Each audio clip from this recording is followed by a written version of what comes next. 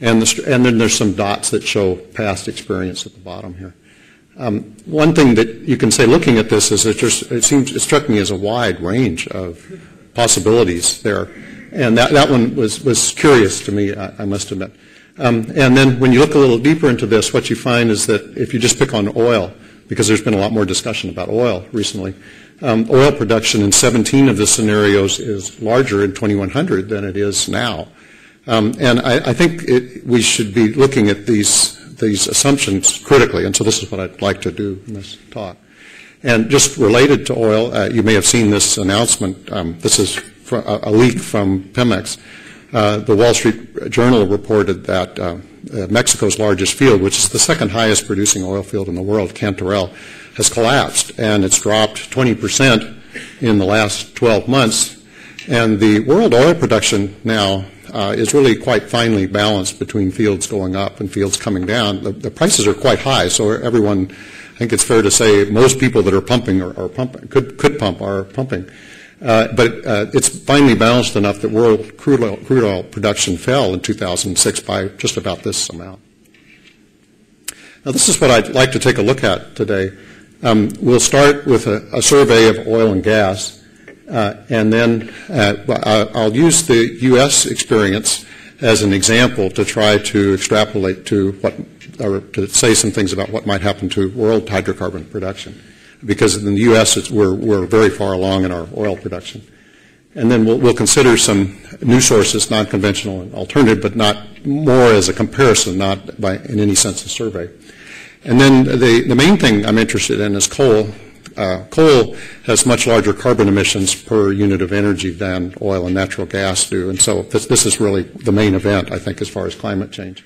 And then once we have, for this one, I'll use the British experience. The British are basically mined out of their coal, and I'll use that to try to make some projections about what might happen to world coal production based on that experience. And then once we have those, then we'll plug these into some climate change models and see what happens. Now, we'll start with King Hubbert. Probably most of you are aware or know about him. He was a geophysicist at the Shell Labs in Houston, and in 1956 he presented a paper where he made predictions of the peak year of U.S. oil production. Now, we won't be doing any kind of peak production projections here. My interest really is 150-year to 400-year time frame, so the question of when a peak happens it really isn't relevant to the discussion. But it is relevant, I think, to the credibility of the person because then and now he provokes a lot of controversy. He actually made two estimates of ultimate production, and then he used these to predict the peak year. This is a figure from his original paper, and you can see the two estimates. There's one that's 150 billion barrels, and as near as I can figure from the paper, this was his estimate. And then the second one, the 200 billion barrels, was his hedge. This is how things might go if it was optimistic. And also, as far as I can tell, he drew these by hand and he integrated by counting squares. And this is the result since then, because of course it's been quite a few years. And it turned out for the larger estimate, he called a peak in 1970. In fact, that's exactly what happened. And that was a surprise to everyone, partly because it looked like it was going up so nicely until that point. And then all of a sudden, down it went. And one of the things that you find is tough about this is, in fact, prediction by various government agencies. The Department of Energy has the Energy Information Administration, the EIA, which in many respects is a wonderful agency. There are more great numbers on this website and more corners. It takes you a while to get them than any other agency in the world. It's absolutely fantastic as a resource. However, as a way to predict the future, they've been high 8 years in a row. Now, you look at this, production has dropped 15 years in a row. To me, I would almost want to bet 0 barrels of oil next year just to be low 1 year. But it is an issue in terms of, why do people predict what they do? Now, this is a different way to plot this, and in some ways this is maybe the most important slide of the whole talk. This is, and this plot's been made many times. This is just an Excel fit. You plot cumulative production, that's total production up to 1 year, compared with the normal. And you take 3 variables, that's the size, the width, and then the halfway point. Plug them in and see what Excel tells you gives the minimum. and you get an absolutely perfect fit for 105 years. These are the smallest symbols that I can project, three-point symbols, and see them. And it covers the line all the way back. Now, the tough part about this is if maybe some of you saw Steve Koonen's talk, the chief scientist at BP who was here before. They won't really talk this way. They'll talk about supply and demand and how these meet and how their company can meet the demand. The tough part about looking at this curve is whatever our supply or demand are now, or technology, there were nothing like this back in 1950 or 1940, but yet we're still on the same normal curve. So it's not that easy to interpret this in some other way. I've had dinner recently with a professor of petroleum engineering at USC, and the discussion came up, how much oil is there left? And that's pretty easy to pick out of this plot. There's plus or minus a few billion barrels. There's about 30 billion barrels left. The answer will be 200 billion barrels. Well, this is a person that does this for a living, but you say, well, if this was there, why haven't you given it to us already? Is the problem that oil companies don't have large enough profits to make investments? That would be a remarkable statement. It's simply not clear, but to me it just looked like this is a normal curve. And so whatever our other expectations about it, I think it's reasonable to expect it will continue to be a normal curve. I'll show one that goes farther on a different quantity. The secondary peak that we showed is Alaska.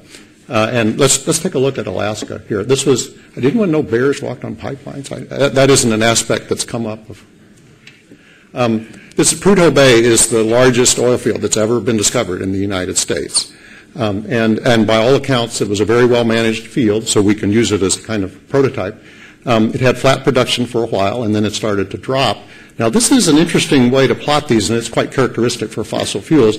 People plot cumulative production. And the idea is that you have something that you plot on the y-axis that will go to zero, and then you can use that to extrapolate the ultimate or the remaining production. It's extremely important in trying to figure out what's going on. So a starting point is just to plot annual production. And if you work through the math with this, what you'll find is that if you have a straight slope here, the slope will be the percentage drop per year, and then it will run into the axis, and that will tell you how much is left to produce. And the trend for this one is an ultimate production of 12 billion barrels. This was initially considered as 8 billion barrels of reserve, so it was initially conservatively rated. Now, it turns out that estimating remaining production from reserves, it's easy to add up the numbers. It turns out to be quite difficult to actually use the reserves, and let me give you some of the reasons for this. Just first, some definitions, because the definitions here are quite critical. Reserves in modern use refer to fossil fuels that are appropriate to produce given the current cost and technology. Often the word resources is used for everything else that exists from some geological sense but is not currently cost effective to produce. Now, there's lots of issues. The reserves may be listed conservatively, as for Prudhoe Bay. In fact, the SEC has typically required public companies to list them conservatively. It also turns out that often countries simply don't adjust reserves for production, and we'll see this over and over. And so obviously we can do it, but you have to tell people what you're doing when you do it. Other issues is you find that after production has collapsed, countries are very slow to adjust the reserves just to take into account that clearly nothing's happening, and you'll see this also. There's also major issues that come up in that for most oil companies, the details of the reserves are secret, and it means you really have to keep in mind that means that any statement about reserves is a marketing statement. It affects their stock price, and you really have to take it in that fashion. In most countries, and countries own most of the oil nowadays, the details of oil reserves are secret, and that means that any statement about reserves is a political statement, and you have to take that into account. Now, this is the most famous example, and a lot of you would be familiar with it. This is OPEC reserves, and it's very important for us. If you look at the graph here, this is a history of the reserves over a period of, in the 80s is really where we're interested in. There was a period where the price was going down, and there was apparently some concern that there would be a different way to look at reserves that would take, quotas that would take reserves into account. And you can see the effect as everyone bumped their reserves up to 100 billion barrels. There were no new major fields discovered. They simply went up. And the interesting thing is people have produced 65 billion barrels since then. None have gone down. And for 3 of these countries, their peak production was in the 70s, so it isn't like they've shown wonderful new production that's somehow associated with these new reserves. Now, the Saudis is the biggest jump, and so we've got a different slide there on a different scale. The comparison here, and one of the issues that, to be fair to these countries, is at that time they probably did have conservatively rated reserves, and so if we wanted to go to the best estimate of what they might produce, they should have been bumped up. And so what I've used for a comparison here is a RAND study. At the time, the American oil companies were managing the Saudi oil production, and so people had good access to the records. And Richard Naring estimated 176 billion barrels for reserves, and I'll take that as a number to make a comparison. And since then, the Saudis have bumped this up, not quite 100 billion barrels. And then, in addition, they've produced 50 billion barrels since then and have not made any adjustments. Now, we'll come back to this, but what I'd like to do is to think about a different way to estimate the remaining production from a graph, rather like we did with the Alaskan production. Now, the problem with the Alaskan production, the way we plotted it, is we have to wait for the production to start to drop before we can make the estimate. Obviously, you'd like to estimate it as early as you can. And the trick for doing this is to plot not the annual production, but what people call, what you could call the growth rate of the cumulative production. And this was first, so it's the ratio of annual production to cumulative production. And this gives you a trend line before, I can't give a trend line before a peak. If people are interested in the mathematical details, if you have a sigmoid curve, or for the solid state people here, a Fermi-Dirac function, it's a perfect straight line. For a normal, it's a pretty good straight line.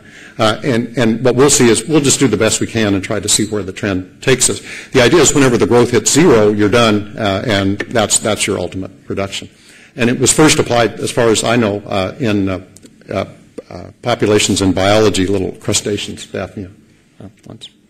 The disadvantage of this approach, and it's a severe one, is you need to know the cumulative production. So it sends you looking back for old mining records and really quite strange things that you feel somehow it shouldn't be part of the picture, but it matters. So now this is the growth rate plot for U.S. crude oil, and what you'll see a typical picture in these is that we'll see a kind of period where we haven't really maybe engaged all the resources of the country, and so we'll waffle around. If there's a quota or something, they'll drop below the trend. But then sometimes you get some sense that they're kind of getting on the trend, and then it gets a lot harder to get off of it absent some catastrophe like, say, what happened to Iraq over the last 15 years or so. And it's very difficult, in fact, to get above this, and you don't see many that get above it in any appreciable way. And of course, this gives a very clear trend. And what I've done here is actually just plugged in the ultimate from this normal fit that we did, and you can see that it really does match pretty well. What I'll do, just to kind of guide your eyes, but you want to watch these, I'll pick the symbols that look off-trend to me, and sometimes they can be after this, like, say, collapse of the Soviet Union, and then put the ones in dark that I use for the trend. And these are drawn by eye. I don't really have a good way to look at, some of the issues like, is it curling back, so it's not a machine calculation, it's just a human one. Now, to get back to the question of Saudi oil, we can ask the question, how much do they have, using this way of looking at it. And we can update Naring's estimate. There would be 90 billion barrels left, and we can go ahead and draw a trend line, assuming that. It fits pretty well. Now, the Saudis say they have 3 times that much. Maybe they do. Time will tell. But you can go through each of the other countries with that same kind of approach that were the other OPEC countries, and you find out, yeah, each one looks like their earlier reserves. And guess why? They haven't found any big fields for 30 years in these areas, big by Middle Eastern standards anyway. Just as a comment here, you may be familiar with this, but Matt Simmons was the first person to really call attention to this anomaly. He did it by looking at old or papers that were published by the Professional Petroleum Engineers Society. And so you can look at his books and his website. And if people are really interested in the details, there's a whole cottage industries in trying to figure out scraps of information and looking at them. The oil drum is a great bulletin board, and it's got lots of stuff on Saudi oil. Now, this is a plot for natural gas. This one isn't as good, maybe in the sense of following a straight trend line, but I think maybe the takeaway message is that we do need to prepare in the U.S. for a future without natural gas, because it's definitely going away. Now, what I'd like to do from this point, then, is to look at something bigger where we don't really, in some sense, know how the story is going to turn out. And that's look at world hydrocarbons. It's a little bit, from the user's point of view, it really matters a lot whether you have natural gas in your car or oil or gasoline. But from the point of view of producing it, they often come out of the same wells. And then there's this difficulty with some, you might say, intermediate things like propane and butane, which are liquids under pressure, but gas when they're not under pressure. And I've just lumped them all together. And what you find is actually you have to really, if you want to separate them, you have to do some fairly careful checking to make sure you get the right quantities. In any event, this has a reasonable trend line, and so we can go ahead and say, yep, plus or minus 100 billion barrels, that's 400 billion barrels. And for this one, we can do a comparison to reserves. One agency I like that does reserves mainly because their country doesn't itself have any fossil fuels. That's Germany. The BGR, that's their national resource agency, has done very good reserve estimates over many years in a kind of normalized way for all the countries. And in this case, they give hydrocarbon reserves as 365 billion barrels. And they try to be careful. They use the OPEC reserve numbers, but then they have some comment that they have expectations of future reductions, which I think is a tactful way of warning people. And they also indicate that they think that their natural gas things will rise. So I'm kind of comfortable with this correspondence that they're probably in the same ballpark. They include 68 billion barrels for non-conventional sources. 68, I should have backed up a little bit. I've switched gears to an energy number here to compare the different things. So this is tons of oil equivalent for each of these, and I'll try to use it as consistently as I can for the rest of the talk. It's about 7 barrels per ton of oil, so if you need a comparison on the fly, that will work. One comment here, if we compare this to the IPCC scenarios, there's a completely different assumption about the fossil fuels that are available. You can compare 1,600 to 2,000 compared to 400. So it in no way corresponds to any trend that we presently have. You have to assume some radically different trend for production than we have.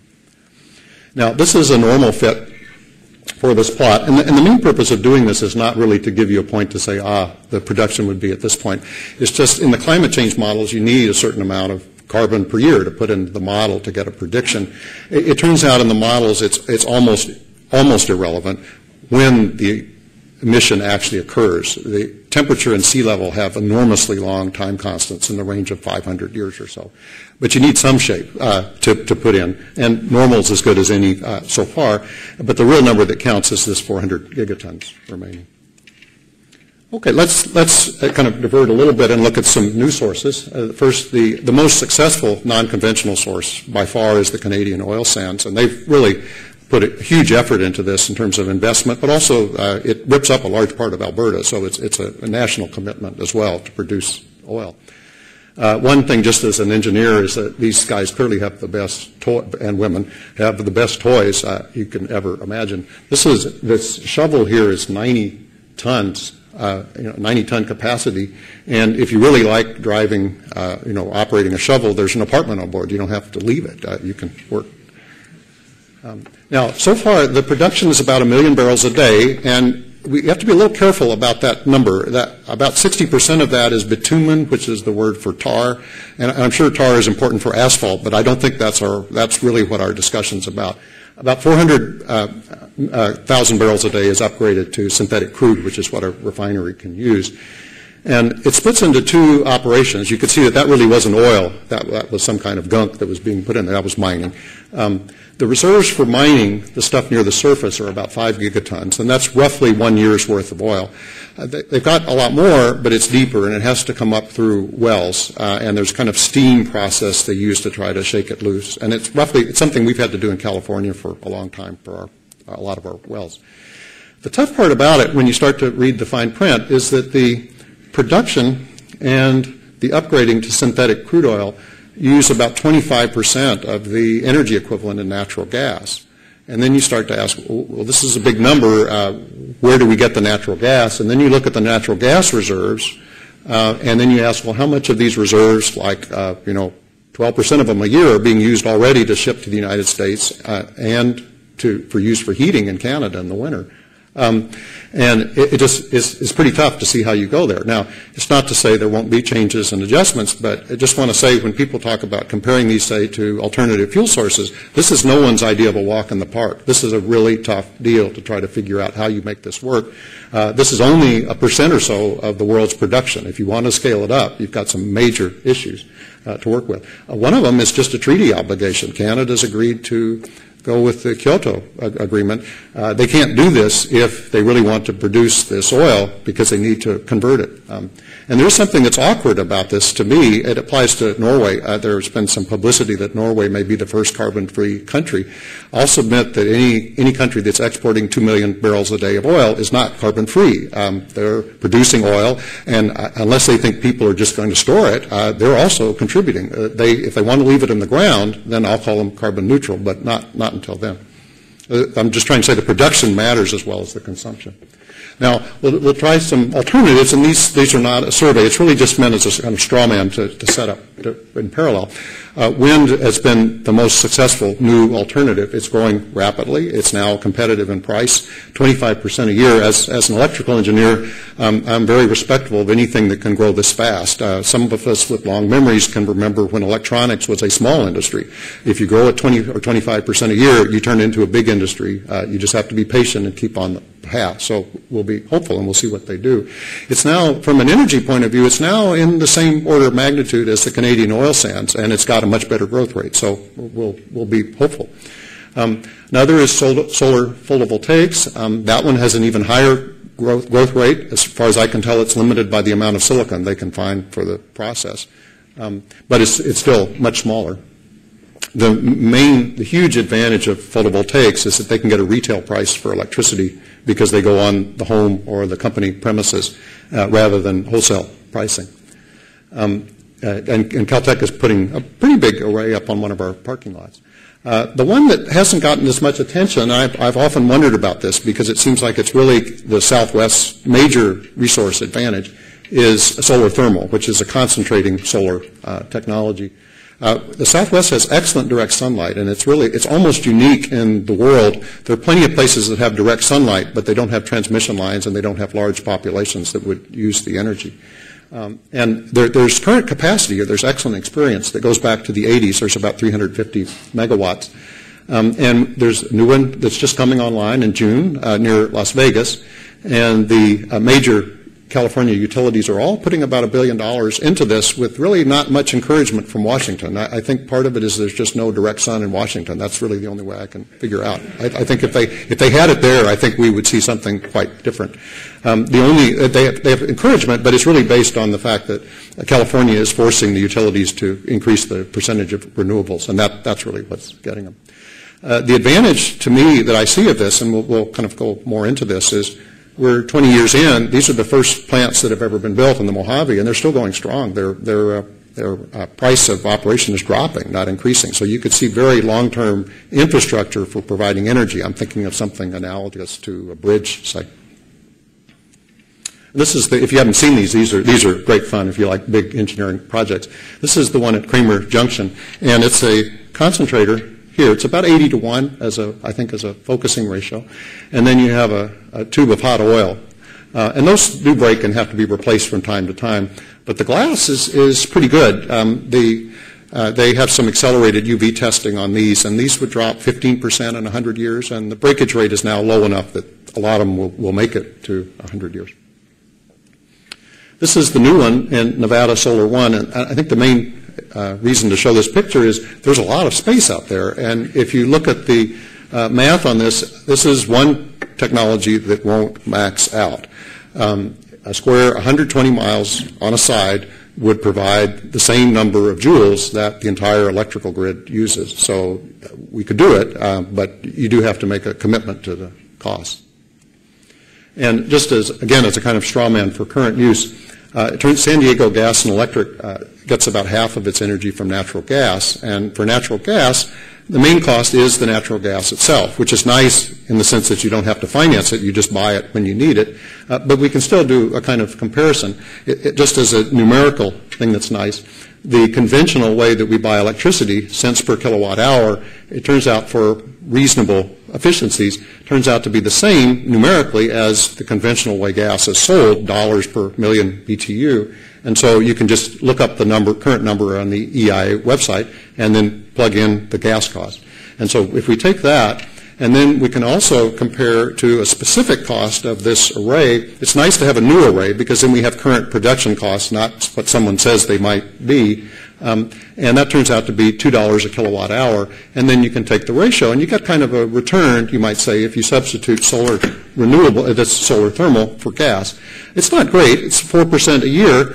And the issue is, well, we'll have to see how it goes. Gas was twice as high during Katrina. Based on that curve for natural gas supplies, it could go higher than it is now. And maybe there's another way to look at it, is if the prices just keep pace with inflation, maybe this isn't as bad a return as that. Okay, now let's take a look at coal, because this is really, in some sense, the main event, I think, for climate change, or at least the discussion about it. And the way I'd like to look at this is analogous to what we did with hydrocarbons, is we'll start with a country that's used all of its coal. That's the British. And then we'll go from there. And coal is in a lot of ways, is really different from oil and gas. It's mostly local markets. Only between 10 and 15% is actually exported. So you really have to get to the particular areas to make your estimates. It really doesn't help, I think, to do a world estimate for coal. And the other thing, it has a very different reserve history. It's difficult to find oil and gas, and so people keep finding it, and you have to make some kind of allowance. People knew where all the coal was, more or less, 100 years ago, and in fact, reserves for coal actually go down, and so you have to think in a very different way when you look at coal. We have to kind of put ourselves in a different world. In the 1800s, the British produced over half the world's coal. They had 3,000 coal miners. They had wonderful coal seams to work with. And this is a history of the production. And it's a great, they also have great records, which is a huge help. They started collecting these records in 1854, and so you have almost a complete cycle here. And the interesting thing, which this was a complete shock to me, is that if you do a growth rate plot for British coal, you get a great growth rate plot. You're on the plot in 1854, or at least close to it. Now, you couldn't do an extrapolation then, but you're really on track. Now, if we say not much has changed in the United States since 1900, go back to 1850. I mean, everything has changed, and Britain today doesn't look like that, but somehow we're still on the same plot. In fact, to emphasize this point here, we'll look at that little part there, that last little bit, and blow it up, and there we are. And we're still going down the same way. Whatever this law is that was established in the late 1800s is still hitting us. And it's obvious when you read, everything's online because these coal companies make applications to the government for grants to look at new seams. So you can look at it and you can say they're down to 7 mines from 3,000. And a lot of them have less than 10 years left of coal. So you can just kind of keep going through this. They have about half of their production is in strip mines, but that's dropping too because they haven't been able to get permits to do new strip mines. So that's been a difficulty. Now, we'll use this trend line. It may be off a little bit, but at least for the discussion, it doesn't matter. There's just a fifth of a gigaton left. Now, the traditional way that you try to estimate what you're going to produce is you look at the reserves, and then you take the reserves and you divide by the annual production. And you say, as all politicians and, frankly, resource agencies say, we have X years of coal, oil, gas, coal left. Now, we have the complete history. Let's do this for coal. And what you can see, it's a big number. Coal numbers are usually big numbers. You start off at 900, and you kind of drop down a bit. And this is over the 150 years since this good reserves estimate that Edward Hall did for the Geological Survey. And then you can see something that's kind of characteristic that happens. What's happening here is not that the reserves are dropping. The production starts to drop. And since that's in the denominator, then it pushes it up. And then eventually people realize, oh, our production has dropped. So Then they go back to the reserves and adjust them. But the reserves are lagging production, whereas they should be helping you predict production. And then they come down here, and I'll show you another plot when they finally get it right. Here's the plot. We've got remaining production here. This is on a very serious log scale. So we start off at 1/10 and go up to a couple of hundred here. So it's a big log scale. The red are the reserve estimates, and then you can see them. And then they've got the realization ups, where you don't have as much coal as we thought. And then finally in 2000, after 150 years, do they get it right? Now, the trend was already there 100 years ago. So these really are very different things going on. The other thing, just as a comment, there's this other quantity here. I've got a little bit lighter color. Resources plus reserves. And as far as I can tell, these are simply not useful in terms of thinking about production. They may be geologically important if someone wants to say where the material is, but they simply aren't relevant to production because they don't go down, they don't have any relation to production that I can see. Now, what we'll see we'll see something similar for the trends for world coal production, but we're not as far along. We'll see something like the trends look like we could produce half of the world's coal reserves, just as an approximation. Now, I've split the world up into different regions, and we've got them ranked here by the production. The Chinese production completely overwhelms the rest, so you really want to get that one right. And then we go down to, right down to the bottom here. And I've listed the reserves. The reserves for coal are done in a very formal way. People meet every 3 years, and they figure out what the reserves were 2 years before the meeting. So right now, the next meeting would be 2007, later this year, and they would do the 2005 reserves. But this is the way they've done this for many years, and it's quite a formal process. Now, the Chinese have only participated once, as far as I know, 1990. So I've just taken those reserves and subtracted the production since then to get to use for current reserves. And actually, they look pretty close to the trend, so I don't think there's a reason to do it differently. Okay, so we'll work through the regions one by one. The Chinese one here, we've patched together different papers that give old, coal mining records for China, which actually are pretty good in the old days. There's some problems with the newer ones. Several years ago, you may have noticed the Chinese had a campaign to improve safety in their mines, and they did this by sending notices to shut down 47,000 mines. This is on a scale that simply no one has ever looked at coal before, ever. There apparently are 5 million coal miners in China, and no one even comes close to this. Their productivity is roughly the same as Victorian England, so that you need a lot of coal miners to make the coal. Anyway, what observers noticed is when they went to these mines after they'd been closed is, guess what? They were still producing. This is a bureaucracy that's thousands of years old, and they'd simply stopped reporting the production. So guess what? Who knows what they produced during this time?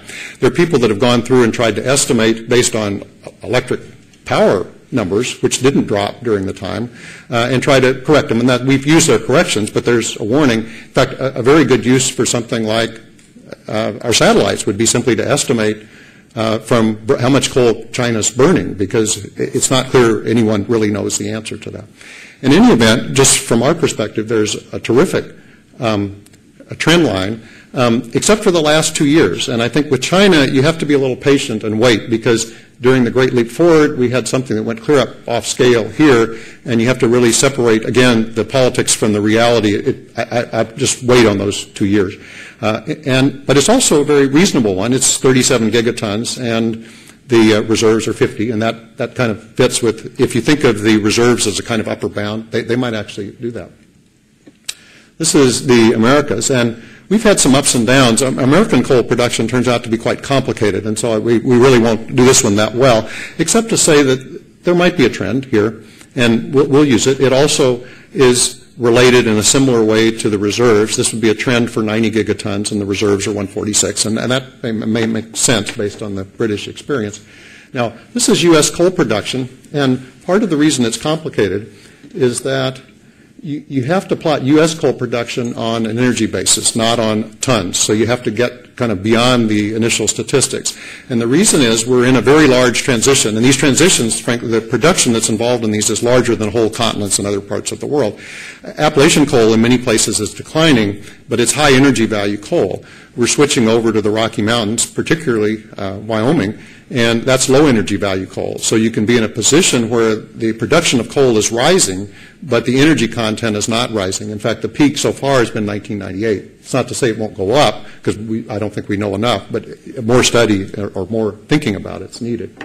Now, there's one classic example, and some of you have probably seen this. It's just worth showing almost as a kind of sideshow to say, what can happen to production when you have a full cycle. This is anthracite, which is the highest energy value coal, and Pennsylvania had very good resources for anthracite. It's quite valuable. It burns without smoke, so people used it for burning in their houses, for heating their houses. And you can see we've got a full cycle here, and it fits very well a growth rate plot without any real deviations from it. The plot here goes from 1875 to 1973, so it's a good sequence.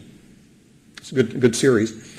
And it turns out, if you think of the 4 grades of coal that people recognize, which is anthracite, bituminous, subbituminous, and then lignite, bituminous coal in the U.S. has also peaked. So there is an issue about how much we will actually produce, and it may be that number, 90 gigatons equivalent, may be the right number. And just to follow up of normal curves appearing in places I wouldn't have expected them, this is, in this case, since we have the whole curve, you can't see, maybe to say it's under there. It's just varied by 3-point data. It's a perfect normal curve. Maybe you can see it kind of peak out here a little bit, maybe, just little bits, but it's a perfect normal curve. This one's a puzzle to me because you could say for oil that it's hard to find oil, so maybe finding it's a random event, and then once we find it, it's cheap to produce it, so you produce it all, and then you come up with a normal distribution that way. No one's ever said that coal, at least underground coal, is cheap to produce. I mean, you have to go get it, and it's also it's easy to find. You just drill a core, come up, look at the coal, and then you go a mile or two over there, and yeah, it's going to be there too. So I don't know why this is normal. To me, it's an open question, but it clearly is. South Asia, this would be India and Indonesia, or major coal producers. There's no trend yet. And what it means when it's flat is that it's basically exponential rise. And I don't know how you see beyond an exponential rise. You have to know when it's going to, you have to get some sense of it, some inflection point or something happening. India has just redone its reserves, updated them. So I think it's appropriate in this case, at least as a kind of I don't know whether you call it optimistic or pessimistic, but optimistic in terms of Indian, but the way the government would look at it, is that they might, let's say they produce their reserves. It may be a little high if we think of it as an upper bound, but we'll go from there. And we'll wait for this to, in some sense, to turn down before we make a better estimate. The Soviet Union, in some ways, is the puzzle, and in fact, in many ways. You could obviously draw a much worse trend line for this, but almost every trend line you draw for Russia nowadays has really awful directions. What I've chosen to do is a little more optimistic, you might say. I picked out the period before the fall and looked at a trend line there. And even this one, which is 11 gigatons, is way below their reserves. On the other hand, the Russian reserves, there have been lots of issues about, what do they really have? Their dilemma is that they have European coal fields that are declining. They have Siberian coal fields that are not maybe surveyed that well. And then the other question for me is, could you imagine a worse job than being a Siberian coal miner? I'm not sure I can come up with it, but there are lots of issues about who would actually go get this coal if people really want to get it. So I've left this as a trend. Maybe it's a little under, and maybe the Indian one's a little over, just as a kind of fit. Australians have lots of coal, and there's also a decent trend line, and it's also this 25 gigatons, and it's also compatible with the reserves. And then Africa, this one is a little smaller than their reserves. Their current reserves are 19, and the trend is for 7. That's mainly South Africa. They've just done a drastic reduction of their reserves by 11 gigatons. So this, I don't know how, if you do a trend on their reserve calculations or not. I don't see any reason to change it because that's such a sharp revision down. This is Europe. This is an excellent trend line, and it's to 4 gigatons. They're much higher in their reserves, but again, it's the same issue with the British reducing their reserves. Even before this reduction, the Germans reduced their bituminous coal reserves by 99%. So you really have to follow, in some sense, the trends of the reserves as well as, and how up to date they are, as well as the actual number. So this, we can add it up now. And we might be a little, as I said, a little a little high on South Asia, a little low on the former Soviet Union. But if we add them up, we get something that's about half of the world reserves. Now, if we compare this with what's assumed in the UN scenarios, we get a much larger number, roughly 10 times as large. Now, the climate change calculations are, depending on how you do them, they're roughly linear, so this is an enormous difference in what would show up. Now, here's a normal fit to this. Again, the purpose is really just input to the climate change model, the details which don't really matter. Again, the main amount that matters is this 240 gigatons remaining. One thing, though, that does matter, and it's a pretty robust number in terms of changing things, this standard deviation of 61 years. It's not easy to change that, surprisingly. You can do big things like change this number to 500 and it moves by 10 years. And one of the things that's remarkably smaller by comparison with temperature and sea level time constants, which are an order of magnitude larger. And what we'll see this means is that, from an engineer's perspective, the system's just an integrator. The thing that matters is how much coal, how much you've burned since the Industrial Revolution. Whether you burn it now, or whether you burn it 50 years from now, or whether you slow it down, doesn't matter. The only thing that matters is if you leave it in the ground. And we'll see this in the plots. So now we can plug in some simulations here. Now, what we're working with are those two normal curves, hydrocarbons and coal.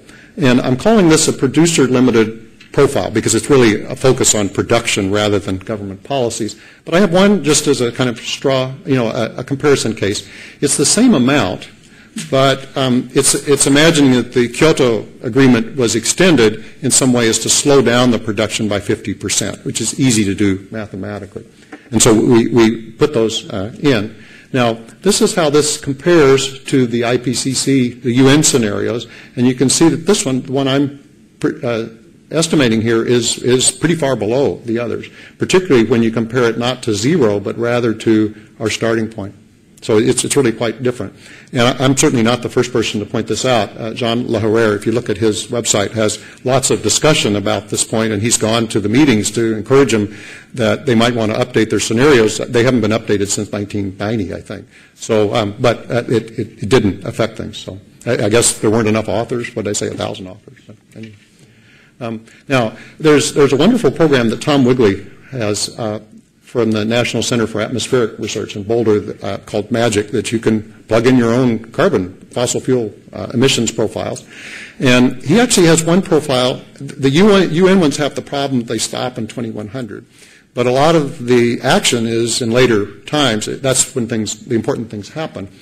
His profiles are, I think, unique if they go out to 2400. And it's traditional in this field to he has a series of profiles that give particular targeted CO2 concentrations, but the profiles are all the same except for fossil fuels. And so I've just followed this tradition. And you can see for this, we've got two sets of plots, one for this kind of our baseline, which is the producer-limited CO2, and then the stretch out, which is the super Kyoto one. And you can see you do get an improvement of, between, you go from 450 ppm to 430 parts per million. Both of these would be considered quite low, obviously, with what the IPCC scenarios are giving. And then we can go to the next step, which is to look at temperature and sea level rises here. And the striking thing about these, if we compare the stretch out versus the baseline, there's almost no difference. This difference here is only 0.05 of a degree. And then the difference in sea level rise is only 4 millimeters. Now, there are a couple of things I should be a little careful about in trying to give perspective on this plot. One is that it's traditional when you look at temperature rise and sea level to focus, you're looking at a delta, a change from something. And the change that I have here is I've isolated just the part that's due to future fossil fuel burning. There are other components of the temperature rise, say, that are due to past fossil fuel burning. There are other components that are due to different kinds of gases, that people have. This program has 10 or so different gases. I've just left all those the same, so this is the difference. Roughly, they're comparable in effect. For temperature, they're roughly a Kelvin. For sea level, it's not that easy to extract because if business as usual with the other gases simply gives the continuously rising sea level. So in this case, there's a peak, but the peak is a little bit artificial because it's just a difference based on our future fossil fuel. There's another warning I have from the geologist at Caltech, which is for sea level, one possible large contributor would be mechanical motion of glaciers sliding into the ocean, and none of the models apparently take this into account, including this one. This is simply precipitation and melting, so there's a warning that there could be other components that could be bigger, smaller, we don't know. One thing that you can look at from this response is you can try to come up with a time constant. It's of the order of 1,000 years, somewhere, depending on the various runs, 500 to 1,000 years. So it's much longer than our depletion time constants. And the other thing to say is if the numbers that I've assumed don't make much sense, they can be easily, in some sense, changed, or you can try your own. It's easy to calculate the sensitivity to errors and changes in the carbon production, and they're about a millikelvin for each gigaton of carbon, and 1/5 of a millimeter of sea level. So if you think it should be higher or lower, you can adjust it. Now, I'll make one kind of contrast here.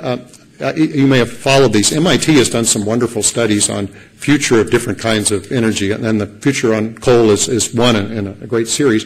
They do an excellent study on carbon capture, which is something people talk about a lot for coal, and they give, I think, a very good case that this would cost, with pretty good precision, about $150 per ton of carbon avoided. Now, you may see a smaller number. There's a smaller number for carbon dioxide avoided, but for us it makes more sense to compare to carbon because that's what we've been plotting using the current technology. Now, there's an additional cost for transporting it and burying it. There's issues there. I haven't seen really good numbers because we need a whole transportation system roughly equivalent to the natural gas pipelines. And we also have to think about leaks. We've had over, I think I've heard estimates, 2 million wells in this country. I have this kind of nightmare of CO2 leaking for 1,000 years out of these reservoirs. It may not be realistic, but it's an issue to think about. Now, you could ask the question, what do you get for $1 trillion, say, just a round number in terms of our temperature and sea level? And if we plug that in, this would reduce emissions by about 7 gigatons. And then using these sensitivities that we can calculate from the programs, it turns out you reduce the temperature by about 1/100 of a degree in the next century. And you reduce the sea level by about 1 millimeter in the following century, in the 23rd century. Now, as an engineer, this is kind of a tough number to look at. It doesn't seem very impressive to me somehow. And particularly because as an engineer, I'm used to the idea that you finance things. You look at future value. If you have a benefit 100 years from now, then you look at the future value of the $1 trillion. That turns out to be an enormous sum because you have some kind of interest rate that you assume it's like bigger than the current GDP. So one question you could ask, is this the best way to spend $1 trillion? And I don't know the answer. Obviously, it depends on lots of things. But I'm interested in the idea that you could compare this to a solar thermal plant because they seem almost like infrastructure to me. In fact, the big barrier to putting them in is rather like the barriers people had for initial hydroelectric projects, as there were very large capital investments without an ability to for the investors to get their money back in any reasonable frame of time. But we can compare this because the numbers are current with the MIT study. And one way to do it is to compare it with, assume that the solar plant would substitute for a coal plant that didn't have carbon capture. And for that, you get about $80 per ton of carbon avoided. And in some ways, that compares with the $150 that we had for the coal plant. But it's tricky to make the comparison. The MIT study includes financing, which this one doesn't. That would increase the cost quite a bit. But the other thing is on the other hand, it's not quite fair to the solar plant either, because the MIT study is a comparison of two different coal plants, and you just look at the difference between them. For this, you get the whole solar plant. You can get a generator that you could burn natural gas in to peak things. Another way to look at it is to compare it with a coal plant that has carbon capture. And it turns out that this one, you can look at how much coal you save. If you say coal is going to be exhausted and you want to preserve it, this is roughly equivalent to a seam that's 15 feet thick underneath the area of the plant. And presumably you could still use it in the next century if maybe you'd have to upgrade something or change something. For this to work, you would have to offset it. You would have to leave it in the ground. Otherwise, if you just burn it for something else, it would not have the effect. So I'll try one proposal here, and it'll give, in some sense, my priority, which I don't really have a financial stake or certainly a research stake one way or the other, is to me the priority should be what kind of world do we leave for our grandchildren, great-grandchildren. And the thing I'm trying to imagine is asking them the question, which would you rather have, fossil fuels in the ground, or would you rather have CO2 in the air, or CO2 in the ground? And one of the things that concerns me is that we've got a small fraction of the hydrocarbons and coal that are used in the petrochemical industry that make all these wonderful products, dyes, plastics, that we would lose if we lose the fossil fuels. If we left them in the ground, we would give our descendants a choice about what to do about climate change. We would give them a choice. We would give them some opportunities for their chemists to have a petrochemical industry as we know it. And I think there's a way to do it, and again, this is a proposal. 1/3 of our production our fossil fuel production comes from federal lands. And I don't know how many of you have experience with the government when it wants to delay something. It's something the government is terrific at. If making rules, regulations, slowing things down, they can deliver on this one. And so phasing out mineral rights is something that would naturally have this effect of leaving this, and ANWR in some sense, maybe for the wrong reason, or a different reason, I should say, not the wrong reason, is a start. So just to conclude, maybe not to answer the original question in the abstract, is which comes first. I'll leave that to you in some sense to interpret the graphs. But I'd advocate that we need to think about a transition from energy that's based on wells and mining that will have gradually increasing costs. People talk about this as a kind of, through the looking glass, Alice in Wonderland, where she runs faster and faster to stay in the same place. That's what mining and oil and gas are like. I'm thinking of something more like the Brooklyn Bridge, where we buy infrastructure and then we use it for generations and we improve it and we keep painting it or whatever you need to do to keep it going. The second part, I think you can make a case from this that producer limitations need to be considered in climate modeling. In some sense, the plot I showed should have been a kind of upper bound, but it was way below what people have assumed even for the most aggressive policies and the worst economic performance. So somehow there's a disconnect here that I think should be looked at seriously. In some sense, I'll leave it to more experts to do that. The last part, which I think is a very strong, robust conclusion, is that the time constants for temperature and sea level change are an order of magnitude greater than anything related to extraction and depletion of fossil fuels. And really the only thing that counts is what you leave in the ground and what you burn. Whether you want to slow it down, and get into a discussion about that, it simply has almost no effect on the peak. Thanks very much.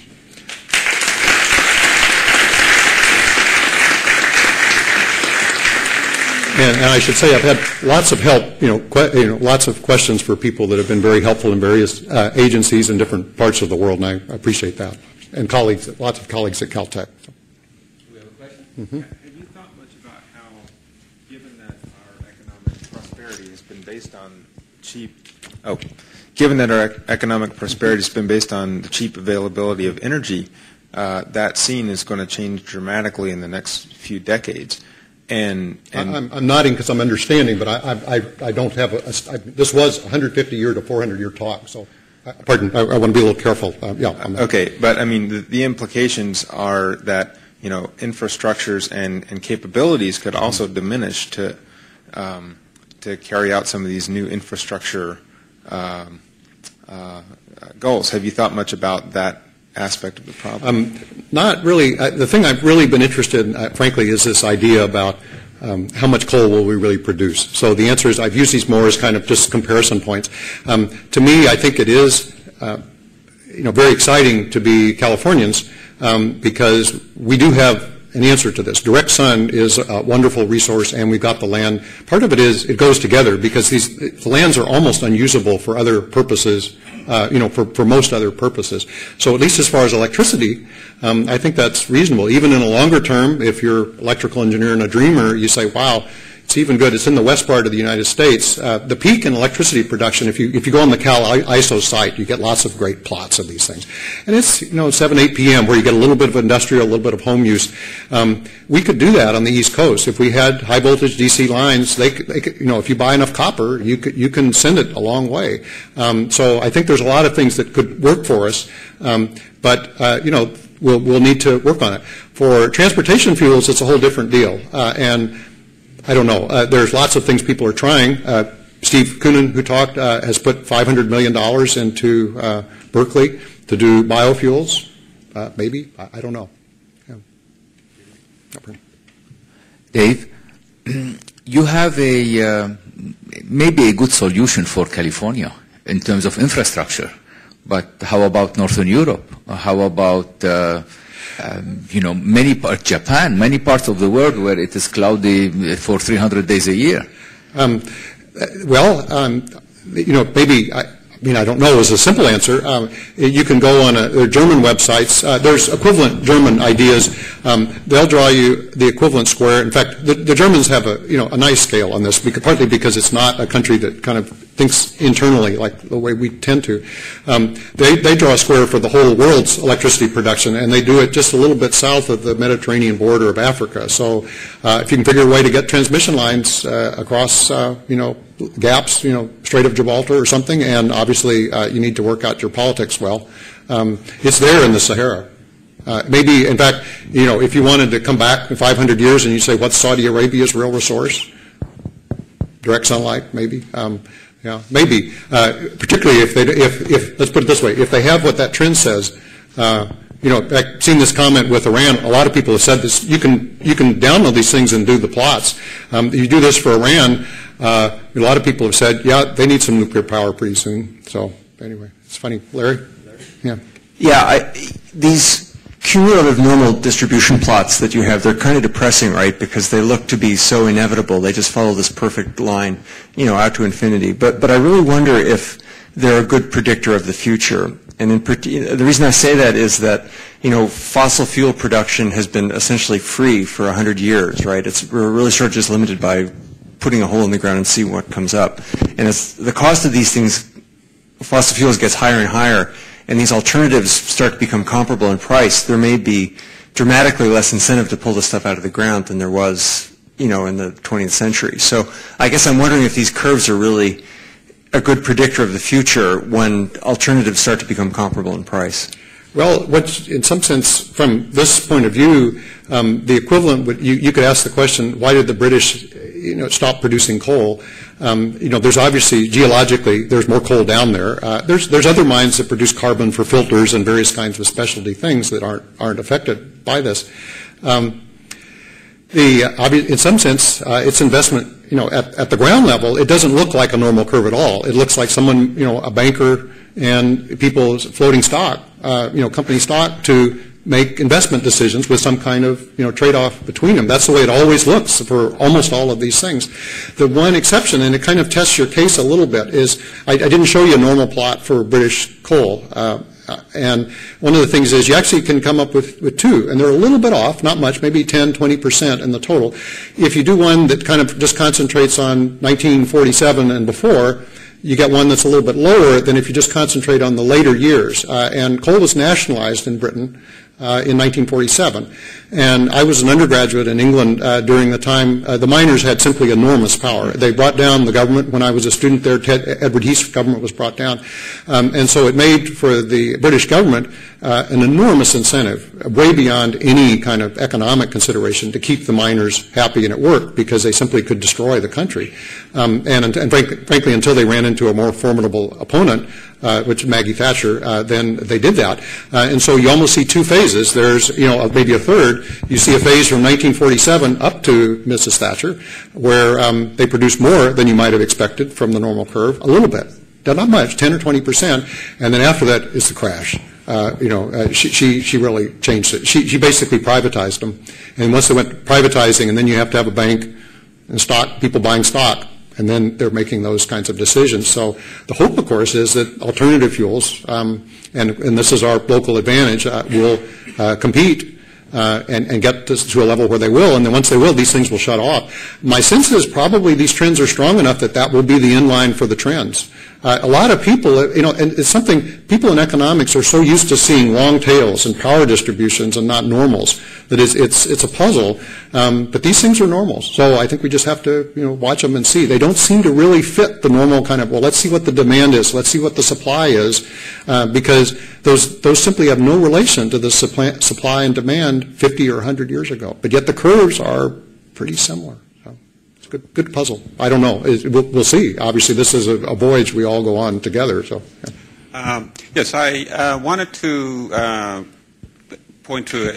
ask you a different question, because when you did make your arguments, you basically end up with the same conclusions that people in climate modeling comes up, that we have to switch to a non-carbon producing energy source. The only difference between you and them was that you said carbon sequestration doesn't work. So. I'm sorry, could you please repeat the last sentence? I didn't hear. Your position was the carbon sequestration won't work because of the resource limitation. The question I have is, you use solar as an example of what we can do, especially in Southern California. The problem is that the costs are huge, if you take the subsidies away. The solar thermal typically is twice in terms of cost of electricity if you take subsidies away. Solar photovoltaics is about 10 times. I'd be a little cautious. Solar thermal, I'm not sure. I mean, I think at least certainly what I hear from the people who are bidding on solar thermal things is the thing that's got them is the requirement for the utilities to increase it. That's a very different thing from saying a subsidy. That's right. And utilities pay 25 cents a kilowatt for that limit because they have tapped in all the hydro they could get, so they're strong. The point I'm trying to make is that U.S. we have energy requirements of about a terawatt. We basically spend $1 trillion on our energy bills, and even a 50% subsidy means that we have to come up with $500 billion. So we need to come up with an energy source which is the same price as today, or we're going to be in big trouble. And the other part is that the cost, we cannot use the fact that the cost goes up in other fuels to justify these other options because they're all energy incentives. So if the price of natural gas goes up, the cost of solar thermal goes up because they use that to build those things. So my position is that the only solution is R&D and not trying to subsidize. I'm sorry, your solution, your position is research and development, and don't build something which is uneconomical right now. Well, I'm sorry, I'm not understanding the last sentence here. Do not build things that are uneconomical today by subsidizing them. Let's use, since I've used the solar thermal as the comparison all along, the guys out in Barstow, aside from giving us something that bankers really need, which is a 20 or 30 year history, meaning what they're asking the utilities to do is to buy electricity for them for 20 years. They'd love that number to be 30 years. A good way is to have 7 plants in the Mojave that are still going 30 years after. Now, there's several of these. I only talked about Creamer Junction because as far as I know, there's several different places where they're doing it. It's the only place that have publicly released their operating figures, which obviously is a service to us because most people, frankly, don't like to release their operating figures because it doesn't help their negotiations on price. In fact, it hurts them a lot. But they're the ones that say, the last time they reported, which was 2000, their operating costs were still dropping. Now, when their bonds expire, which happens over the next 10 years, these were built once a year, then you get electricity, I think, at 5 cents a kilowatt hour as long as, in some sense, the bridge holds up, as long as glass will last in the desert, which is a long time. So I think it's an issue of, how do we think about the infrastructure? Because once that's done, we'll be very pleased those are there producing. It's getting over the hump, I think, that will do it. And we'll have to see. If I look at that natural gas curve, we saw what happened in Katrina. It got up to $14. That's an 8% return. That's a different deal. So you have to wait and see what it will do. I don't think anyone would have, frankly, very few people were predicting natural gas at $8 per million BTU 8 years ago. It was running $1 or $2. So it's a different number. And for natural gas, as for coal, there's not really much protection from importing it from different parts of the world. The exports are much weaker. It's much harder to do. It's more expensive. You have to make liquid natural gas. There are lots of issues for that. So we'll see what it happens. But they could go up. Maybe they won't. I don't know. Mm-hmm. Hi, Professor Rutledge. There's a question that I have with regard to the the time constants with the generation of power, and also the distribution of power over long distances. With solar, for example, during the day you're going to have excellent production in a sunny climate, but of course in the evening almost you're not. fits a peak of air conditioning. Just needs to be, get a little bit of storage. Yeah. But as far as usage of electricity, it's a much more uniform load. So some mechanism needs to be put into place to have, people will talk about peaker plants to address the peak loads. Now, solar is closer to peak, which is an advantage when they're negotiating a price. Wind doesn't necessarily follow that same curve. But I guess the question is, have you seen, or is there a research effort focused on the storage of energy over a longer time frame, or the transport of energy in a modified form? For solar thermal, that's been the major research, as far as I know, the major research issue for the technology, and it's quite active in Europe as well. But it's some of it at least is really simple-minded. It works. This thing has you get a few minutes already. This thing has millions of gallons of hot oil circulating around because it goes to a very conventional steam plant. You need a bigger barrel of oil. It turns out, and this is, for electrical engineers, it's a little bit of a shock, but you put a barrel of hot oil in something that's pretty big, and you only lose 1% or 2% a day. So you can get very good storage, but you have to pay for the big barrel of oil. There are more sophisticated ones that involve heat exchangers with hot salts that are liquid salts that you can get several hundred degrees C rise out of without destroying them, and that's also an approach. But there's a kind of, I think, a very important issue here. There's a short term and a long term, and it relates to previous questions. For the short term, it's nearly peak power, which is by far the most valuable. So it's a way to kind of get the camel's nose in the tent. In the long term, if you really want to talk about base power, then you need to talk about storage for it. But I think that's okay. In fact, that's a real advantage compared to photovoltaics, is that it's not as easy to think about it. Once it's electric, then it's very difficult to store on the scale we're talking about. But thermal storage is great. That's not a problem. Is there much research? There's a huge amount of research on that. Yeah. Oh, yeah. In hydrogen as a way of transporting it instead of copper wires, for example. But we're presumably talking about a transportation fuel, right? Right. Yeah, I was claiming ignorance. To transport that energy to a new location to then be consumed. Oh, I think no one's. If you just want to get the energy there and then use it, you won't be a high voltage line. Yeah, I mean, but if you actually want to move around, the line is inconvenient. So, but that's why I was really disclaiming a good crystal ball in the future for the transportation fuels. That's subject of huge, intense research. But for electricity, transmission lines are pretty good. I mean, we have to build them, and that's part of the picture.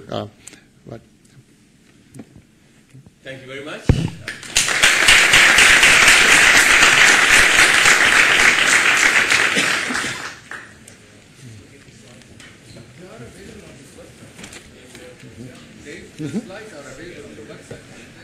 Yeah, and also I can, if you give me his business card, I'll just email him to you. I can email him. You have a business card?